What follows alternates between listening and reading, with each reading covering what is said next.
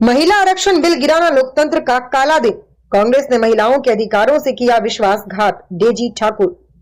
भाजपा महिला मोर्चा की प्रदेश अध्यक्षा डेजी ठाकुर ने प्रेस वार्ता को संबोधित करते हुए कांग्रेस और उसके सहयोगी दलों पर तीखा प्रहार किया। उन्होंने कहा कि नारी शक्ति वंदन अधिनियम से जुड़ा हालिया घटनाक्रम भारतीय लोकतंत्र के इतिहास में एक काला दिवस के रूप में याद किया जाएगा। उन्होंने कहा कि यह वह अवसर था जिसे स्वर्णिम अक्षरों में लिखा जाना चाहिए था, क्योंकि इससे देश की महिलाओं को नीति निर्माण में भागीदारी का अधिकार मिलने वाला था। लेकिन कांग्रेस और उसके सहयोगियों ने इस ऐतिहासिक अवसर को रोककर महिलाओं के साथ विश्वासघात किया। डेजी ठाकुर ने कहा कि सितंबर 2023 में नारी शक्ति वंदन अधिनियम पारित हुआ और इसके माध्यम से महिलाओं को 33% आरक्षण देने का मार्ग प्रशस्त किया गया। उन्होंने कहा कि प्रधानमंत्री नरेंद्र मोदी ने स्वयं संसद में स्पष्ट किया था कि इस कानून का श्रेय उन्हें नहीं बल्कि देश की महिलाओं को जाना चाहिए, लेकिन इसके बावजूद कांग्रेस ने इस विषय को गंभीरता से नहीं लिया। देखें स्टार न्यूज़ प्लस के लिए हिमाचल प्रदेश के शिमला से सतीश जैन की ये रिपोर्ट। महिला आरक्षण बिल गिराना लोकतंत्र का काला दिन। कांग्रेस ने महिलाओं के अधिकारों से किया विश्वासघात। डेजी ठाकुर। समझदार है, आप सब जानते हैं। आपको मैंने कहा कि 1971 में जब सेंसस हुआ तो 54 करोड़ की आबादी थी, आज 140 करोड़ की आबादी है। तो उसी अनुपात में सीटों को भी तो बढ़ाना है, परिसीमन तो होना ही है। 1952 में हुआ, 1962 में हुआ, 1973 में हुआ, 2002 में हुआ। परिसीमन आयोग भी वही है, उसके कानून भी नहीं बदले गए हैं, उसकी अनुशंसा जो है वो संसद में ही जाती है, उस पर हस्ताक्षर तो राष्ट्रपति के ही होते हैं। तो ये प्रॉपर तरीके से होना ही है और इसको बढ़ना तो है ही। तो इसलिए ये काम तो आगे चलना ही है। जैसे जैसे हमारी जनसंख्या बढ़ेगी परिसीमन भी होगा, जनगणना भी होगी।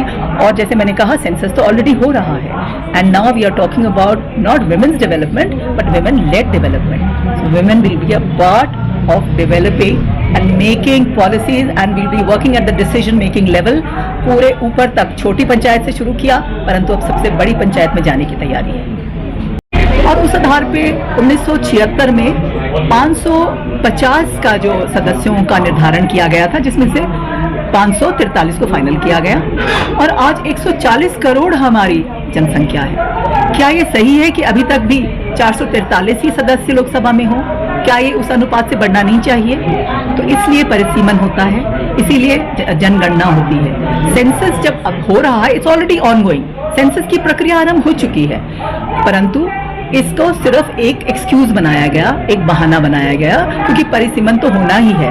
परंतु अगर हम परिसीमन का संशोधन करके इसको लागू कर देते 17 अप्रैल को, तो 2029 में बहनें अपना 1/3 आरक्षण ले लेती और देश की सबसे बड़ी पंचायत में जाकर वो अपना योगदान देती, नीति निर्धारण में वो भी शामिल होती।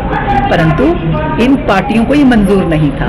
इंडी गठबंधन की जो पार्टियां हैं ये परिवारवाद वाली पार्टियां हैं। इनको यदि महिला की बात करें, महिलाएं उनको केवल एक मतदाता के रूप में चाहिए, उनको एक भीड़ के रूप में चाहिए, रैलियों में बस में भर भर कर ले जाने के लिए चाहिए, हाथ में उनको झंडे पकड़ने के लिए चाहिए, दरियां बिछाने के लिए चाहिए। यदि महिलाओं का अधिकार की बात करें तो उनकी परिवार की महिलाओं के अधिकार की बात वो करते हैं। कांग्रेस में अगर यदि सबसे पहले किसी महिला की बात होती है तो वो या सोनिया गांधी की होती है या प्रियंका गांधी वाड्रा की होती है।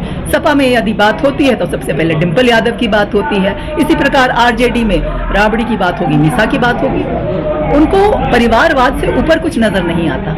जब सामान्य घरों से महिलाएं आगे जाएंगी और नीति निर्धारण में अपनी भागीदारी करेंगी और राजनीति में वो आगे बढ़ेंगी तो इनकी महिलाओं को चुनौती हो जाएगी। इसलिए वो महिलाओं को आगे आने ही नहीं देना चाहते। ये बहुत दुर्भाग्यपूर्ण है और इसीलिए हमारा ये मानना है कि जो इन्होंने बहाने बनाए, क्या बहाने बनाए हैं? हम महिलाओं के आरक्षण के पक्ष में तो हैं, परंतु परिसीमन नहीं होना चाहिए, परिसीमन का संशोधन नहीं होना चाहिए। हम महिलाओं के आरक्षण के पक्ष में तो हैं, परंतु सीटें नहीं बढ़नी चाहिए। हम महिलाओं के आरक्षण के पक्ष में तो हैं, पर दक्षिण के लोगों के साथ नाइंसाफी हो जाएगी। ये सब गलत है। इन सब के जवाब सदन में दे दिए गए आदरणीय गृह मंत्री द्वारा, आदरणीय प्रधानमंत्री जी द्वारा, परंतु ये सुनना ही नहीं चाहते हैं। ये केवल षड्यंत्र है महिलाओं को पीछे रखने का, परंतु अब महिलाएं पीछे नहीं रहेंगी। आपने देखा ही है 2014 के बाद किस प्रकार से महिलाओं की जो स्थिति है उसमें सुधार हुआ है, किस तरह से बेटी बचाओ बेटी पढ़ाओ के कारण से महिलाओं को की बच्चियों को शिक्षा मिली है, किस प्रकार से भ्रूण हत्या में नियंत्रण हुआ है, किस प्रकार से हमारा जो ये आगे की जो अनेक योजना है वो उसका लाभ महिलाओं को मिला है। अब आप देखिए प्रधानमंत्री आवास योजना से 73% जो घर हैं वो महिलाओं के नाम पर हैं। जो ये उज्ज्वला योजना है उससे धुएं से महिलाओं को राहत दी गई है। लगभग 10.5 करोड़ जो है कनेक्शन एलपीजी के जो महिलाओं को दिए गए हैं। इसी प्रकार से जो नल हैं वो घरों घरों में लगे हैं, लगभग 15 करोड़ जो है कनेक्शन दिए गए हैं। तो इस प्रकार से महिलाओं का सामाजिक और आर्थिक उद्धार हुआ है। ड्रोन दीदी, लखपति दीदी, आर्थिक तौर से भी महिलाएं आत्मनिर्भर हुई हैं। अब बात थी महिलाओं को राजनीति में भागीदारी देने की, उसका भी आदरणीय प्रधानमंत्री मोदी जी ने पूरा ध्यान रखा और इसलिए ये नारी शक्ति मंदन अधिनियम को आगे लाए। परंतु विपक्ष की जो काले कारनामे हैं वो सबके सामने हैं। किस प्रकार से उन्होंने महिलाओं के साथ विश्वासघात किया, किस प्रकार से उन्होंने महिलाओं की पीठ में छुरा घोंपा। महिलाएं इसका जवाब अवश्य ही देंगी। जन आक्रोश महिला पदयात्राएं पूरे प्रदेश में आयोजित की जाएंगी। आज भी हम यहाँ से अब ये पदयात्रा को लगभग 1:30 बजे आरंभ करेंगे और ये पीटरहॉफ और विलिस पार्क की तरफ जाएंगे। हम अपना हक लेके रहेंगे, हम अपना अधिकार लेके रहेंगे। ये कोई भीख नहीं है, वर्षों से जिसका हमने इंतजार किया है अब उसको लेने की बारी है और ये लोकतंत्र को भी मजबूती देगा और हमारे देश की विकास को भी मजबूती